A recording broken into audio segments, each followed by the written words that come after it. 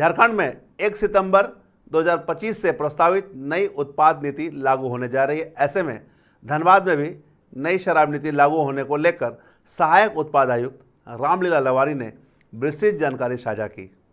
उन्होंने कहा कि पुराने लाइसेंसधारी एवं नए लाइसेंस लेने को इच्छुक व्यक्ति नई उत्पाद नीति में पंजीकरण कर सकते हैं, जिसमें अर्नेस्ट मनी, डिपॉजिट, आवेदन की फ़ी, आवेदन के साथ साथ संलग्न किए जाने वाले विभिन्न पपत इत्यादि की उन्होंने विस्तृत जानकारी दी। उन्होंने क्या कुछ कहा, एक बार सुनाते हैं आपको हम। नई उत्पाद नीति लागू किया जा रहा है 1 सितंबर से लेकर 5 साल के लिए जी, जिसमें आप दुकान जो आवेदन शुल्क की राशि है जो 18% के रेट से मान लिया जाए नगर पालिका क्षेत्र है, तो उसमें कंपोजिट शराब की दुकानें 25,000 पर है और देसी शराब की 12,000 पर है, और इसका मान लीजिए कि 37,000 हुआ और उसका 18% आपको GST लगेगा। तो आप आवेदन शुल्क पूरा हो गया, उसके बाद पूरा उसका उस ग्रुप का जितना वार्षिक राशि है उसका 2% राशि EMD के रूप में लिया जाएगा आवेदन भरते समय। और ये ऑनलाइन आपको जमा करना है, सारी चीजें डाउनलोड करने के उपरांत आप इसमें भाग ले सकते हैं। तो सर ये जो आप जैसा बताया आपने एनुअल कैसे आप मापेंगे, उसका एनुअल टर्नओवर क्या होगा? उसको हम लोग दे देंगे उसको कि इसका टारगेट इतना है, दुकान का इतना MGR है और सालाना इतना है, तो उसी आधार पर और सबको स्पष्ट लिखा हुआ है सब में इतना रुपया EMD राशि है, इतना रुपया आवेदन शुल्क है, दोनों को मर्ज करके भी हम लोग कॉलम बना दिए हैं। कितना राशि बढ़ के आप इस दुकान के लिए भर सकते हैं। एक अधिकतम 3 लोट पर कुल जिले भरा जा सकता है। दुकानों की संख्या कितनी होगी, विदेशी कितनी होगी, कंपोजिट कितनी होगी? और विदेशी शराब का कॉन्सेप्ट हटा दिया गया है, अब कंपोजिट शराब दुकान और देसी शराब दुकानें रखा गया 106 और 24। कंपोजिट दुकानों में मसालेदार शामिल रहेगा? नहीं, कुल सर 106 जैसा आपने बताया, 106 कंपोजिट और 24 देसी, 24 देसी, मतलब कुल 130 दुकानें रहेंगी। तो पूर्व में 240 दुकानें थी, 140 दुकानें थे, 10 दुकानें घटा दिया गया है। कारण है कि कंपोजिट शराब की दुकान दो सामने था, फॉरेन लिकर का दुकान था, देसी शराब का दुकान था और कंपोजिट शराब का दुकान एक ही क्षेत्र में और एक ही लोकेशन में था। क्या कैटेगरी फॉरेन लिकर अलग हो गया, कंपोजिट ग्रामीण क्षेत्र में खुलता था और देसी शराब उसके बगल में खोल दिया जाता था उसको पूरा करने के लिए। तो तीनों दुकानों को मर्ज करके ऐसा तरीका से बनाया गया है कि 2 ही दुकान रह गया और 130 दुकान हो गया। जो अनावश्यक दुकानें हैं उसको छटनी कर दिया गया है और टोटल 130 दुकानें। एक व्यक्ति को अधिकतम कितना दुकान आवंटित किया जाएगा? 3 लोट या मैक्सिमम 9 दुकान हो सकता है। मैक्सिमम 9 12 3 ग्रुप में 3 ग्रुप है, एक ग्रुप में 4 दुकानें हो सकती है, 4, 3 और 2 एक ग्रुप है। किसी में 2 होता है, किसी में 3 होता है, किसी में 4 होता है। तो मान लिया 3 लोट उठाया, 4 का ग्रुप भर लिया तो 12 को होगा, 12 दुकान से ज्यादा नहीं हो सकता जी।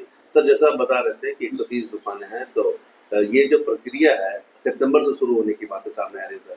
हाँ, 1 सितंबर को फाइनली चालू हो जाएगी, सबको लाइसेंस दे दिया जाएगा, सबको दुकानें अलॉट हो जाएगी और अपना वो दुकान चालू कर सकता है। तो अभी जो सर अभी जो जुलाई से अगस्त तक की प्रक्रिया वो कैसे बिक्री होगी पुरानी सब पे? हाँ, जुलाई अगस्त के जो व्यवस्था है, जो एक्साइज विभाग चला रहा है, वो व्यवस्था अभी अगस्त तक रहेगा, 30 अगस्त तक। दुकानदार आवेदन कब से करेगा? एक दुकान आवेदन कर सकता है, 2-3 दिन बाद बिक्री डिसीजन निकल जाएगा, उसके बाद कर सकता है। ये लॉटरी इसका 16 से लेकर 18 के बीच में कभी भी 16 अगस्त से 18 के बीच में। हाँ, तो लॉटरी के माध्यम से ही चयन होगा सर? हाँ, ऑनलाइन लॉटरी के माध्यम से जी। ये ऑनलाइन मीटिंग है? हाँ। तो सर एक दुकान पर कितने सेल्समैन रहेंगे?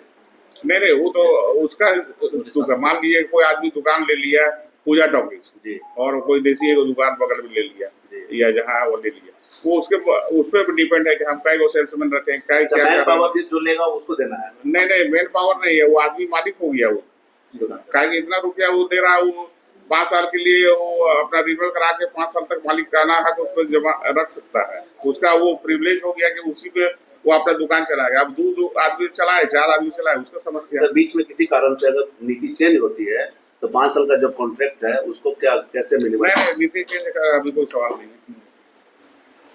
ये सब दुकानदारों को किन मानकों का पालन करना है? वो तो CCTV जो मालिक होंगे दुकान के, उसको है कि सही दाम पर सही क्वालिटी और किसी तरह का जो इस तरह का अनियमितताएं हैं जो अभी सुनने में आ रहा था कि MRP इत्यादि की समस्या खत्म हो जाएगी। कारण है कि इसमें टेक्निकल बात पर भी ध्यान दिया गया है कि CCTV लगाइए स्कैन करके, जैसे आप देखते होंगे जियो मार्ट इन सब में देखते होंगे कि उसमें कैसे होता है, स्कैन करके होता है, ऑनलाइन व्यवस्था, तो इसे वही व्यवस्था लाने की और टारगेट भी रहेगा कैश नहीं बेचना है सर। बेचना है। उसका सब टारगेट लिखा हुआ है, हर का MGQ हर दुकान के सामने लिखी हुई है, उतना उसको बेचना पड़ेगा और उसको बेचने के बाद वो 12% की राशि मासिक कमा सकता है। तो मतलब कुछ इसमें अपना वो धन 1 साल में दोगुना कर सकता है। तो कुछ लक्ष्य फिक्स किए हैं सर इसमें? हाँ, सबका लक्ष्य है। महीना क्या होगा? हर महीना का डिटेल्स है। हाँ, 216 करोड़ विभाग को शराब लाना की है। खरीदारी वो ऑनलाइन वो अन्य दुकानों से, ये जो कंपनियां उनसे डायरेक्ट करेगी या आप ही लोग देंगे? नहीं, JSPCL का गोदाम के थ्रू होगा, ऑनलाइन परमिट के माध्यम से आएगा। तो जैसा कि सहायक उत्पाद आयुक्त रामलीला रवानी ने बताया कि अभी अगस्त माह तक जिस तरह से दुकानें संचालित हो रही है वैसे ही संचालित होगी। सितंबर से 140 की जगह 130 दुकान संचालित हो जाए, मतलब 10 दुकानों को कम कर दिया गया है। साथ ही उन्होंने कहा कि स्थल के अनुसार निर्धारण दर का भी निर्धारण किया गया है। उन्होंने कहा कि चयन की प्रक्रिया लॉटरी के माध्यम से होगी। 130 दुकानों में 106 दुकानें कंपोजिट की होगी, बाकी 24 दुकानें देसी शराब की होंगे। आवेदन के लिए 40,000 रुपये की राशि रखे गए हैं जो कि वापस नहीं होंगे। अब नई उत्पाद नीति कितना सफल साबित होती है यह देखना होगा। हम तमाम इससे जुड़ी खबरों से लगातार आपको अपडेट करवाते रहेंगे। बने रहे मिरर मीडिया के साथ।